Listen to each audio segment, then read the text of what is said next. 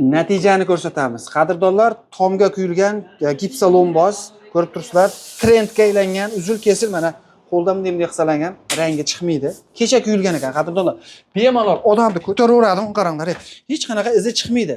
Kimga shunaqangi xizmatlar kerak bo'ladigan bo'lsa, Vodiy Toshkent voha bo'yicha aloqaga chiqaverasizlar. Bu o'sha gipsalonboz deyiladi. Akalarimiz mana yana bitta Fayzli xonadonga chiroyli qilib quyib berishyapti ekan. Bir kunda 100 kvadratdan 150 kvadratgacha quyishadi ekan. Ya'ni endi oldingiga o'xshab usta chaqir, hasharqi 15 kun usta baq deyishdi kerak yo'q. Keladi 2 kun 3 kunda ishlaydi, bitirib chiqib ketishadi. Xo'sh, ustalarga qanday sharoit bo'lishi kerak? Sizlar albatta chiroyli qilib, qancha tekis vassani qoqib bersalar, ishlang shuncha chiroyli chiqaveradi. Ustalar akalarimiz undan tashqari o'zlari bilan parallelizatsiya olib keladi va mana bunday gipsalonboz quyib berishadi. Buni narxiga keladigan bo'lsak, 5 santimetrligi 35 ming so'm, 7 santimetrligi 40 ming so'm, 10 santimetrligi 45 ming so'm. Bu faqat birinchi etaj uchun. Agarda ikkinchi, uchinchi etaj bo'lsa, albatta kelishiladi. Xo'sh, 100 kvadratdan oshiq bo'lsa, Vodiy bo'yicha, agarda 500 kvadratdan oshiq bo'ladigan bo'lsa, bu yoq o'sha Toshkent vohalarga ham borib chiroyli qilishib quyib berishaveradi qadrdonlar.